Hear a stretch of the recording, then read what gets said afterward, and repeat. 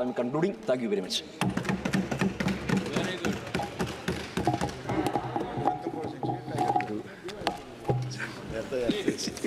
धन्यवाद अध्यक्ष महोदय, आपने मुझे रेल बजट पे बोलने के लिए समय दिया। अध्यक्ष महोदय, मैं रेलवे को भी धन्यवाद देता हूं, जो देश के यातायात में अहम भूमिका निभाती है। यूँ तो भारतीय रेल दुनिया का चौथा सबसे बड़ा नेटवर्क है, लेकिन महोदय सुरक्षा और सुविधाओं के मामले में वह अन्य देशों से बहुत ही पीछे है। बीते 2 सालों और हाल ही के दिनों में हुए हादसे बताते हैं कि भारतीय रेलवे में बहुत सी कमियां हैं। इसे बेहद पैमाने पर सुधारने की आवश्यकता है महोदय। 1,14,500 किलोमीटर रेल ट्रैक मौजूद है महोदय, और आज़ादी से अब तक इन 75-76 वर्षों में मात्र 18% ही नए रेलवे ट्रैक का निर्माण हुआ, जो मैं समझता हूं कि अगर प्रति वर्ष के हिसाब से उसे देखा जाए तो 275 किलोमीटर प्रति वर्ष रेलवे लाइन का विस्तार हुआ है, जो बहुत ही कम है। इसकी संख्या और बढ़ानी चाहिए। जितना अधिक से अधिक रेलवे ट्रैक का निर्माण हो और जो पुराने रेलवे ट्रैक है उनको सही तरीके से मरम्मती का काम किया जाए, ताकि जो रेल दुर्घटनाएं होती है उसको हम रोक सकें। महोदय, मैं 2005 में द्वितीय श्रेणी के किराए में कमी की घोषणा की गई थी। किराए में कमी के बावजूद भी रेलवे की यात्री आय में 14% की वृद्धि हुई थी महोदय।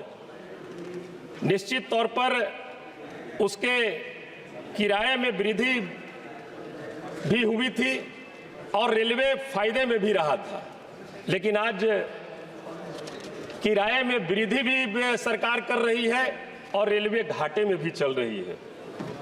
हम बताना चाहेंगे महोदय, यह सरकार रेलवे को निजीकरण हाथों में देने का प्रयास कर रही है। महोदय, अगर इतनी बड़ी रेल को निजी हाथों में अगर सौंपा जाएगा तो सरकारी नौकरियां खत्म होगी और बड़े पैमाने पर बेरोजगारी बढ़ेगी महोदय। हम जिक्र करना चाहेंगे महोदय,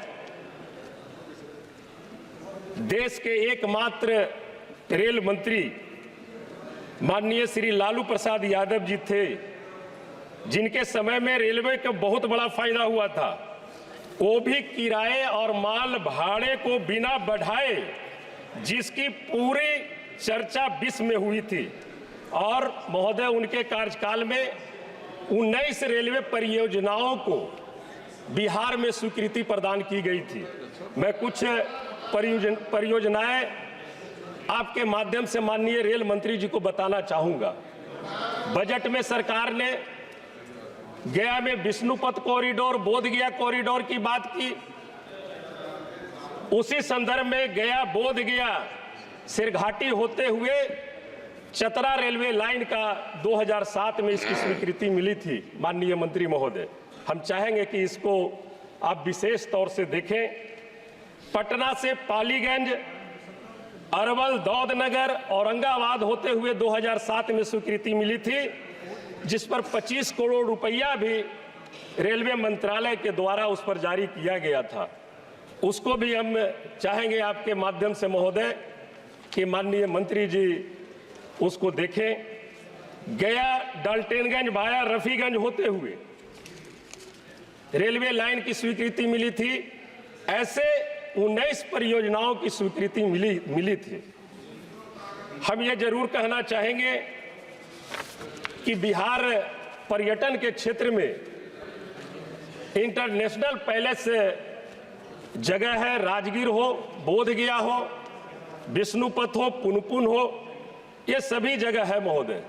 हम आग्रह करेंगे कि वंदे भारत ट्रेन पटना, जहानाबाद, गया, औरंगाबाद, सासाराम होते, दीनदयाल उपाध्याय होते, वाराणसी होते, दिल्ली तक के अगर वंदे भारत ट्रेन चलाने का काम अगर सरकार करती है तो पर्यटन के क्षेत्र में बहुत भी बढ़िया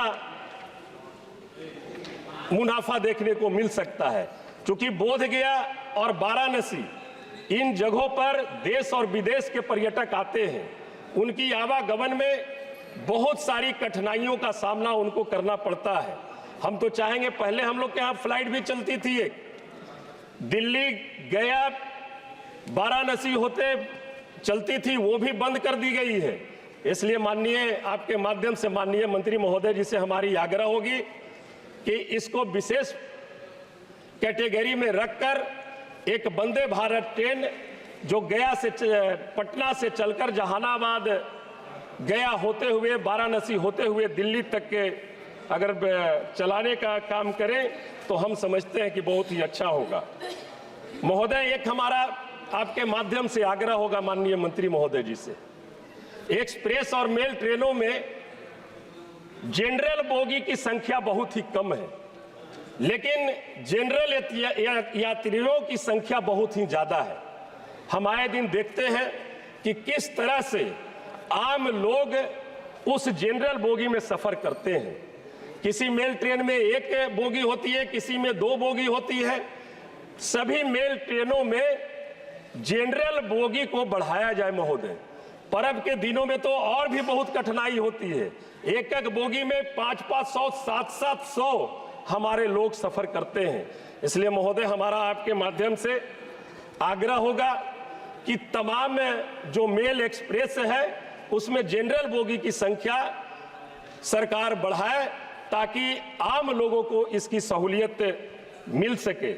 एक आग्रह हम माननीय मंत्री महोदय जी से आपके माध्यम से करना चाहेंगे, गाड़ी संख्या 12987, 12988 जो अजमेर सियालदा एक्सप्रेस है, गया के बाद वो डिहरी में रुकती है महोदय, उसके बीच में अनुग्रह नारायण रोड जंक्शन है।